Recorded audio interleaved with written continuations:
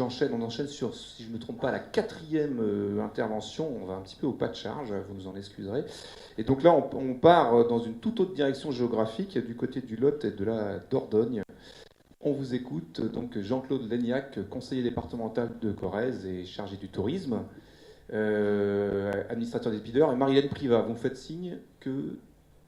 Alors, je représente Jean-Claude Laignac. Ah voilà, c'est ça, il n'a pas pu être là. Voilà, je suis désolé. Donc vous le représentez, présentez-vous, du coup, je vous en prie. Donc Roland Thielec, le directeur de l'EPTB Dordogne. Et donc Marilène Privat, directrice générale des services de l'EPTB Lot. On vous écoute. Alors, on va faire cette présentation à deux voix, comme c'était prévu, en quelques minutes, donc on va aller assez vite. Donc, changement d'échelle, puisque là, on va présenter des bassins versants qui sont très grands. Le bassin versant de la Dordogne, donc 24 000 km², donc 11 départements, 4 régions, 4 nouvelles régions, 70 EPCI. Et notre présentation va tourner autour du tourisme. Donc chacun de ces acteurs a un rôle en matière de promotion touristique. Donc les questions de gouvernance, vous le devinez, sont assez essentielles. Rapidement sur le bassin de la Dordogne, une très grande richesse environnementale, un patrimoine naturel exceptionnel, très inféodé à l'eau et aux grandes vallées. On a 5300 km de cours d'eau, on a des vallées qui sont renommée, la vallée de la Dordogne, qui a une reconnaissance internationale, la vallée de la Vézère, la vallée de l'Homme, et d'autres vallées comme la vallée de la Dronne, où la pêche est très développée. Alors, notre richesse environnementale, elle est source d'activité. On dénombre 17 usages de l'eau dans ce bassin versant, dont plusieurs, alors économiques ou non, dont plusieurs en lien avec le tourisme. Oui, donc on a 300 établissements de camping, d'hôtellerie de plein air en bordure de rivière. On a une activité pêche qui est très développée, 300 km de cours d'eau qui font l'objet de pêche de loisirs. On a une pratique de la baignade qui est très large. On a 800 000 journées baignade par an sur ce bassin versant, et ça n'est qu'une estimation. On se baigne partout dans cette rivière, dans ces rivières. On a également une pratique du canoë-kayak familial très importante, 500 000 journées de canoë-kayak par an. Devant nous, devant nos bureaux à Castelnau-la-Chapelle, il y a entre 3 000 et 5 000 canoës qui passent sous le pont de Castelnau entre le 15 juillet et le 15 août. Et on estime que le chiffre d'affaires lié à cette pratique du canoë-kayak, simplement le chiffre d'affaires direct, c'est 30 millions d'euros par an. Cette richesse environnementale, elle est évidemment source d'activité, elle est source d'attractivité pour notre bassin versant. En termes d'image, on a fait une étude auprès des clientèles et des prescripteurs étrangers sur le tiercé de tête. La nature, les paysages et la rivière Dordogne, les grandes vallées, sont dans ce tiercé de tête avec le patrimoine et bâti et historique. C'est également cette naturalité est aussi un élément fédérateur de ce territoire. Tout à l'heure, je vous disais qu'il y avait beaucoup d'acteurs. C'est un très grand territoire. Il est fait de différentes. C'est une mosaïque en fait de territoires. Et ce qu'il y a de commun dans ce territoire, ce qui fait sens, c'est la nature. Et en termes d'image, par rapport à ce tourisme, les éléments identitaires transversaux, c'est l'environnement, ce sont les grandes vallées. Donc c'est quelque chose qui est très important pour nous. Juste avant de passer la parole à ma collègue sur nos objectifs en tant que PTB, on n'est pas vraiment développeur dans l'âme, mais nos objectifs, c'est de permettre aux populations de vivre et de travailler dans ce bassin versant. Donc le tourisme est évidemment une source d'activité forte. En tirant profit des ressources naturelles de ce bassin et des aménités du territoire, et c'est dans ce tout en que réside tout l'enjeu, tout en préservant ce patrimoine naturel qui est source d'activité. Autre objectif aussi, c'est que ce bassin ne soit pas seulement un espace géographique, un peu mal compris généralement, que ce soit aussi un territoire qui fasse sens, où il y ait des intérêts partagés, une communauté d'intérêts, parce que faire de ce grand espace un territoire, c'est aussi un facteur clé de réussite pour développer des stratégies de gestion de cet environnement, des stratégies de gestion solidaire. Et bien évidemment, c'est important pour préserver l'actif que constitue ce patrimoine naturel. Je passe la parole pour présenter à Marie-Hélène pour le bassin du Lot. Pardon. Oui, alors je vais présenter le bassin versant du Lot, qui est un bassin voisin de celui de la Dordogne. La superficie, c'est 11 800 km², c'est trois régions, 5 départements, 9 850 km de cours d'eau. Ce sont des territoires ruraux. On a une moyenne de 31 habitants au km², et dans des zones, dans certaines zones, on est beaucoup plus bas. Je pense notamment au Lot, au bassin du Lot amont, avec des territoires comme l'Aubrac, la Margerie de Gévaudan. La plus grosse agglomération, c'est Villeneuve-sur-Lot, c'est 23 000 habitants à peu près. Donc on est vraiment un territoire rural. L'approche qui a initié la création de l'entente, enfin je dis de l'entente parce que à la naissance c'était une entente interdépartementale, on est passé syndicat mixte au 1er janvier 2018. L'initiative elle vient de bénévoles, d'acteurs du territoire qui ont cherché à voir comment relancer l'économie sur ce territoire-là, qui faisait partie à l'époque de ce qu'on appelait la diagonale aride. Donc c'était pas très optimiste. Et donc il y a deux groupes qui se sont constitués. L'un a travaillé sur le désenclavement routier, l'autre sur la valorisation de la rivière. Et c'est comme ça que les acteurs se sont dit, mais cette rivière qui était polluée avec des décharges un petit peu partout, c'est un axe, c'est une voie de communication. Ça l'a été il y a très longtemps et ça peut devenir un facteur de développement. Mais si on l'approche à l'échelle de bassin versant. Et c'est comme ça que dans les années 70, la démarche a été engagée, avec la volonté d'abord, avant d'attirer les populations, de nouvelles populations, l'urgence était déjà de maintenir les populations sur le territoire.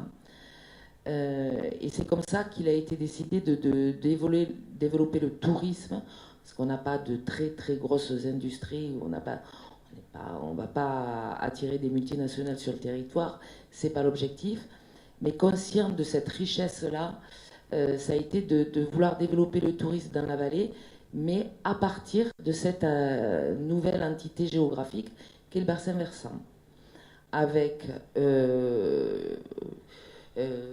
vraiment le souci de privilégier le multi-usage de l'eau et la solidarité amont-aval, parce qu'on a un aval qui est assez développé, bien entendu, avec des produits touristiques, des images touristiques fortes, puisqu'on a travaillé à la remise en navigabilité du Lot, qui depuis 1926 était rayé de la nomenclature des voies navigables et flottables. Donc il y a un très gros projet, mais pour rééquilibrer le territoire, au moment où on a investi sur la remise en navigabilité, on a établi un programme de développement touristique à l'échelle du bassin versant, en développant d'autres atouts. On a le chemin de Saint-Jacques, par exemple, qui traverse le territoire sur un tronçon classé UNESCO. On a des rivières qui sont assez exceptionnelles. On a les Borales de Sur-l'Aubrac. Donc il y a eu un rééquilibrage au niveau des investissements aussi, de l'appui au territoire, pour que le territoire a bon, que les gros projets de l'aval en termes d'image puissent bénéficier à l'amont. Voilà. Merci beaucoup. Ah, vous voulez rajouter un mot? Allez-y. Voilà, il y a encore deux interventions croisées, s'il vous plaît. Pardon. Simplement très rapidement, Continuez, parce qu'effectivement, j'imagine que le calendrier avance, le temps passe. Donc c'est effectivement les réalisations principales pour illustrer cette approche un peu générale qu'on a évoquée dans les premières prises de parole. Donc on va faire très vite. Au niveau de la Dordogne, on a développé trois axes stratégiques. Premier axe stratégique, c'est évidemment de travailler à la préservation du bocal, c'est-à-dire de cet espace et de ce patrimoine naturel qui est support d'usage. Je vais passer très vite, mais on a travaillé sur la qualité des eaux avec les communes pour les aider à mettre en œuvre la directive baignade. On a des stratégies aussi sur les politiques migrateurs. On a un important programme de partenariat privé-public avec EDF qui a permis de mobiliser 6 millions d'euros pour la restauration des lieux naturels connexes à la rivière, qui sont des lieux de baignade, qui sont des lieux de promenade, qui sont des lieux de chasse et de pêche. Et on accompagne également les porteurs de projets lorsqu'ils ont des projets liés à l'aménagement de sites, notamment de sites aquatiques. On travaille également en seconde axe au rayonnement de ce territoire à l'extérieur, donc à travers des publications, à travers la mise en place de sites internet, mais également à un retour sur le territoire, puisque quand on vit quelque part au paradis, en fait, on ne le sait pas, et on a aussi besoin de convaincre les gens sur place qu'ils sont dans un endroit exceptionnel qui mérite d'être préservé. Et là, je voudrais simplement signaler deux choses. On a réussi à faire inscrire le bassin, donc ces 24 000 km², comme dans la liste des réserves de biosphère de l'UNESCO, qui est l'autre classement de l'UNESCO avec patrimoine mondial. Et donc c'est le premier grand bassin versant qui est réserve de biosphère dans son intégralité. Et c'est, je crois, une des plus grandes réserves de biosphère de France et d'Europe. Et enfin, on a un troisième type d'axe stratégique, c'est de travailler à la structuration de produits touristiques de grande ampleur. Donc on va animer un comité d'itinéraire pour le développement d'une véloroute sur l'ensemble de la baie de la Dordogne. Et on anime également un des 20 contrats de destination qu'a lancé le ministère des Affaires étrangères, qui sont ces 20 destinations qui sont promues à l'étranger pour développer l'image de la France à l'extérieur.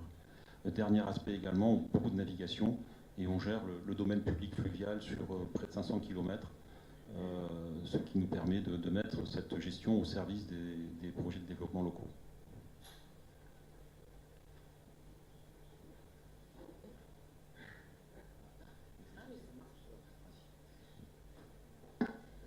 Oui, alors, au niveau du bassin du Lot, si on reprend l'historique, il y a un axe qui est particulièrement important et assez spécifique à ce territoire, c'est que pour arriver à avoir une bonne qualité de l'eau et une rivière qui permette un développement touristique, il a fallu réalimenter la rivière.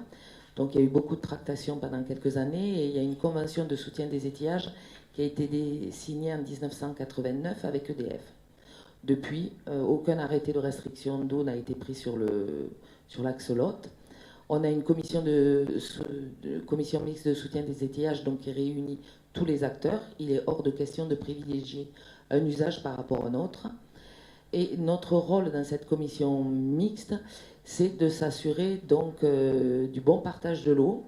Les barrages sur Lot-Truyère ont permis de développer des activités touristiques importantes pour les territoires de l'amont. À nous de nous assurer qu'on ne déshabille pas l'amont pour habiller l'aval en quelque sorte, et aussi de s'assurer que les bateaux auront suffisamment d'eau pour naviguer et que les activités nautiques pourront être réalisées, que l'agriculture aura assez pour irriguer. Jusqu'à présent, on y arrive. Alors ce soutien des étiages, il a été payé en 1989. Donc maintenant, c'est une convention qu'on assure chaque année et qui est dont le terme est la dernière concession hydroélectrique sur le bassin du Lot. Donc ça nous porte à quelques années, mais j'y reviendrai peut-être plus tard. Pour les zones de médiane, une fois qu'on a réglé ce problème de quantité d'eau, on a mis en place avec l'agence de l'eau un programme Objectif Baignade dans les années 2000 parce qu'il a fallu quand même repérer sur l'axe de la rivière les points noirs et les travaux qui, une fois réalisés, impacteraient le mieux la qualité de l'eau. Donc on a réalisé on a fait réaliser à peu près 56 millions de travaux, avec une bonification de l'agence de l'eau à l'époque de 25%, ce qui a été assez important, facteur déclenchant pour que les collectivités puissent réaliser tous leurs projets d'assainissement, de mise en réseau. Et on a développé les baignades en eau naturelle sur l'ensemble du bassin versant. Ça, c'est très important, c'est la première image en termes touristiques. C'est pouvoir se baigner, pouvoir sauter du bateau, pouvoir s'arrêter n'importe où et aller se baigner dans une rivière. Voilà, ça c'est très important. Ensuite, on a les activités nautiques, que ce soit la navigation sur l'aval, les activités eau vive sur l'amont, qui représentent environ 15 millions d'euros de retombées économiques annuelles. Et puis il y a la pêche aussi. Alors ça c'est tout nouveau. On a réalisé une étude il y a 1 an et demi. La pêche représente sur le bassin du Lot 35 millions de retombées économiques annuelles. C'est important. Donc on a décidé de travailler avec les 5 fédérations de pêche, départementales de pêche et les 5 CDT pour essayer d'organiser un produit touristique autour de ces sites de pêche. Donc on a identifié des sites de pêche dits vitrines, des sites d'excellence pour les publics familles découvertes et pour les spécialistes. On a mis en place un programme d'équipement avec une charte pour les spécialistes, quel type d'équipement il faut, pour les familles, etc. Et on est en train, là, on a identifié nos premiers sites vitrines, de lancer une démarche de mise en produit touristique avec un label hébergement pêche qui se cale un peu sur les sites vitrines, sur ce qui se fait au niveau national, mais on l'a adapté à la vallée du Lot. Et donc, on va passer dans la phase de mise en produit touristique. Il y a l'itinéraire national V86. On avait réalisé l'étude pour une inscription au schéma national. Et maintenant, on est animateur du comité d'itinéraire, comité marketing. On a lancé cet itinéraire-là qui suit la rivière Lot, ou qui essaie de suivre le Lot quand on arrive sur l'amont du bassin en Lozère et tout. C'est un peu difficile. On s'attache aussi à créer des itinéraires sur les autres affluents, et notamment sur la Truyère, où on a un produit, puisque la Truyère, en matière d'hydroélectricité, est très importante au niveau national. On a un produit d'Entraigues, confluence Lot-Truyère, jusqu'au viaduc de Garabi, un produit vélo électrique qu'on va développer en partenariat avec EDF. Donc on essaie d'irriguer tout le territoire à partir de cet axe Lot, qui est vraiment un axe fédérateur. On essaie, à travers en suivant les affluents, d'irriguer tout l'ensemble du territoire. Et puis, pour terminer, on a aussi une fonction de promouvoir la destination touristique Vallée du Lot. Donc, on a monté des grosses opérations, l'objectif étant de faire à 5 au sein de l'EPTB ce que chaque département ne peut faire seul. Donc, on a monté des grosses opérations, que ce soit sur Londres pendant 3 ans, à Covent Garden, où on fait monter effectivement producteurs, prestataires d'activités touristiques, restaurateurs, tous les territoires, et puis Bruxelles, et voilà, et on continue de promouvoir. L'autre jour, il y a eu Atout France a fait part des résultats sur le tourisme à vélo dans les Pays-Bas. La 3e destination connue, c'est la destination Vallée du Lot. Ça nous a un petit peu surpris puisque le projet est encore assez balbutiement. On a 160 km seulement. Mais voilà, je pense que c'est tout ce travail-là qui a produit ces résultats positifs. Voilà. Merci beaucoup. Donc on garde les questions pour tout à l'heure. On a eu 2 présentations en une.